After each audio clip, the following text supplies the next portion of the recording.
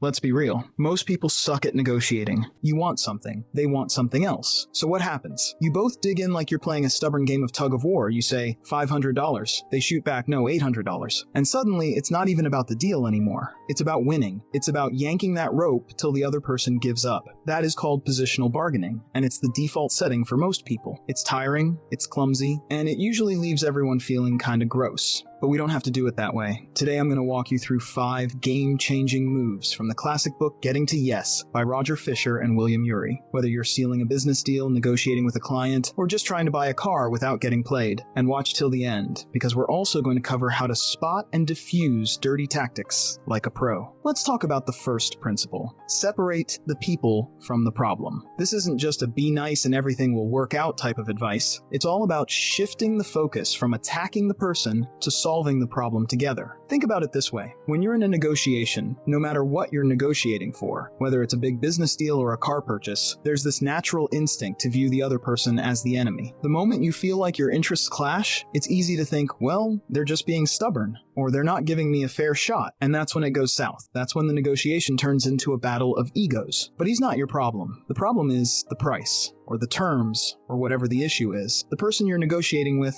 they're just the messenger. They're trying to get the best deal for themselves or their company too. Once you see them as a collaborator, not an adversary, you start working towards a solution, not a confrontation. And if you separate the person from the problem, you'll start seeing things differently. You stop fighting with the dealer and start negotiating with the deal. You ask, what's the reason this car is priced this way? What's included in that price? Is there room for adjustments? Now you're getting them to explain their reasoning. Instead of blaming them for being unreasonable, you're asking for clarity. You're opening the door for a deeper conversation about why the deal is the way it is, and that's where the magic happens. Sometimes the other person won't agree. They might not want to budge, but because you've kept the focus on the issue, you're still in control. You've created a space where you're asking questions, listening, and showing you're open to understanding their position. And in the process, you stay calm, you stay rational, and you leave room for a solution to emerge. Then, they're more likely to start seeing your side of things. And if not, you'll still have gained valuable insight into why they're holding firm, and you'll be better prepared for the next move. Now, let's dive into the next principle. Focus on interests, not positions. And this is one of the biggest reasons negotiations go sideways, and most people don't even realize they're doing it. They fight over positions instead of talking about interests. So what's the difference? A position is what someone says they want, but an interest is the why behind it. Let's say 2 people are fighting over the last orange. One says, I need the whole orange. The other says, no, I need the whole orange. They're locked into positions. But when they finally talk about why they each want it, one needs the juice for a smoothie, the other wants the peel for baking, suddenly problem solved. They could have split the orange from the start. Juice goes one way, peel goes the other. But most people never get to that point because they never ask, what's driving this demand? When you focus on interests, not positions, you go from arguing over outcomes to collaborating on solutions. You stop playing tug of war and start designing something together. This principle is all about curiosity. Dig deeper. Ask why more often. Look past the hard line and find the human need behind it. That's where real breakthroughs happen. And now, get ready because the next principle is about turning disagreements into gold. Principle 3.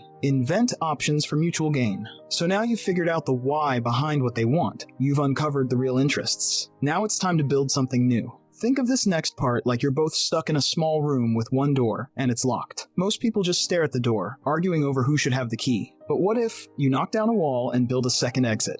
There was a startup founder who was negotiating equity with a potential hire. The hire wanted more equity than the founder felt comfortable giving. Classic deadlock. But instead of just saying take it or leave it, they asked, what if we added a performance clause? The deal became start with lower equity, but earn more if you hit certain growth targets. The hire felt valued. The founder felt secure. Everyone won. And that option didn't even exist until they created it together. That's what most people miss. Negotiation isn't just choosing between A or B. You can invent C, D, or even Z. You can take a boring 2-option standoff and turn it into a creative buffet. Don't brainstorm alone. Invite the other side in. Say, let's throw ideas around. No pressure. No commitments yet. Get weird. Get messy. Because the best deals aren't just fair. They're exciting. They feel like something new got made. Now, of course, not every negotiation is a creative playdate. Sometimes you've got a hard wall. Someone won't budge, no matter how many cool ideas you throw at them. And that's when you pull out your secret weapon. something that makes sure you never get stuck begging for crumbs. Let's talk about that next. It's called BATNA,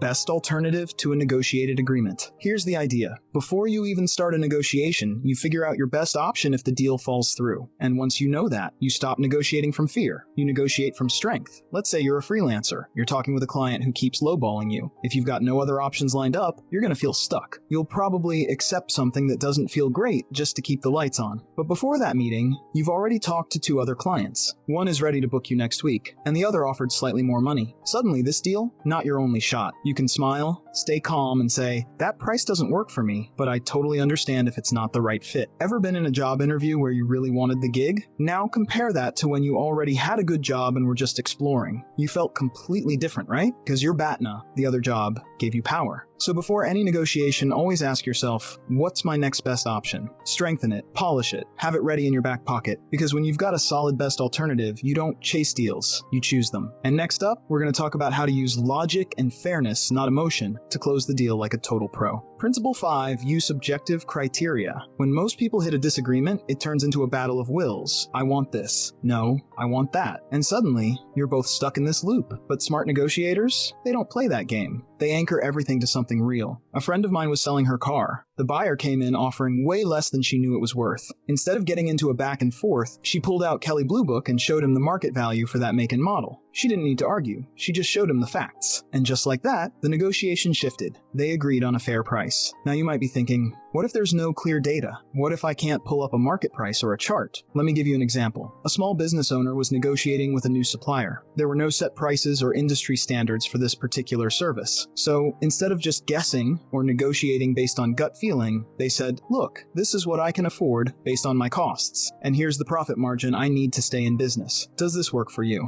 It wasn't about finding a chart. It was about being transparent and showing how their proposal made sense from a business perspective. The supplier saw the logic and agreed to terms. When there's no hard data to back you up, build it through logic and reasoning. Walk them through your thought process. That's what turns a tense moment into a productive conversation. How to deal with dirty tactics. Let's be real for a second. Not every negotiation is going to be sunshine and rainbows. There are always going to be those moments when someone tries to pull a fast one. First, let's talk about the classic take it or leave it move. You've probably heard it. This is my final offer. If you don't take it, I walk. But here's the trick. Call them out without getting defensive. You can say something like, I get it, but we're both trying to find a solution that works. If this really is your final offer, I'll have to walk away and look at other options, but I'm open to hearing any alternatives. Instead of panicking, you're staying calm and in control. You've got other options, remember? And you can always walk away. The best alternative principle is your friend here. Now let's say you've got someone using the guilt trip tactic, like when they say, if you don't agree to my terms, it's going to put my company in a really tough spot. A lot of people get sucked in by this, but don't fall for the emotional manipulation. The goal is to keep it logical and focused on both sides. You can respond with something like, I totally get that you're facing challenges, but I also need to look at what makes sense for my side of the deal. Let's focus on finding something that works for both of us. Keep it centered on the facts, not the feelings. And here's one that's sneaky, the delay tactic. They keep saying, I need to think about it, or let me check with my team, for days or even weeks. It's a tactic to make you sweat, but here's how to beat it. Set clear timelines. Instead of waiting around for their decision, say something like, I understand you need time to consider it. How about we schedule a follow-up call by the end of the week to decide? This forces them to act and keeps the ball in your court. Finally, if you feel like you're being hit with a string of dirty tricks, don't be afraid to reset the conversation. If they keep throwing out irrelevant issues or switching the terms, call them out respectfully. Say, I feel like we're going off track here. Let's go back to the main points and make sure we're aligned on what we're trying to achieve.